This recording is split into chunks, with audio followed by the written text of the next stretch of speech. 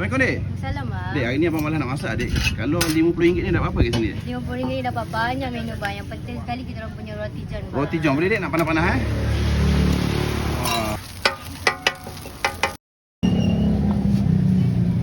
Kat sini ada 3 benda yang best bang. Okey. Ada mi kari, mi rebus, Mi rebus. mi kari dengan soto. Alright, saya nak try mi kari nampak macam dah nak habis. Maksudnya sedap lah ni.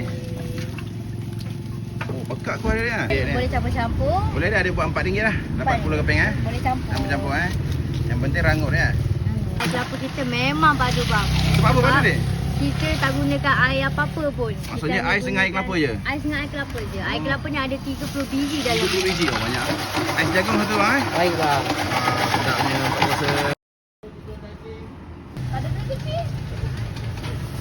Kat sini kita lepas maghrib sampai pukul 2 kita ada memori macam mi goreng, bakso, nasi goreng. Ada murah sini dia. Sate pun ada. Okey, nanti saya datang Boleh. Dek nak tanya berniaga kat mana dia? Niaga dekat Taman Desa Duyung. Okey. Kita berdepan dengan Pasir Al-Umar. Oh, depan ni Habis buka setiap hari ke dek? Buka setiap hari daripada pukul 4 sampailah pukul 5.30 pagi. Maksudnya untuk minum sahur pun ada lah? Ya, daripada pukul 2.30 pagi sampai pukul 5.30 pagi. Apa ada dek waktu sahur tu? Kita ada nasi campur.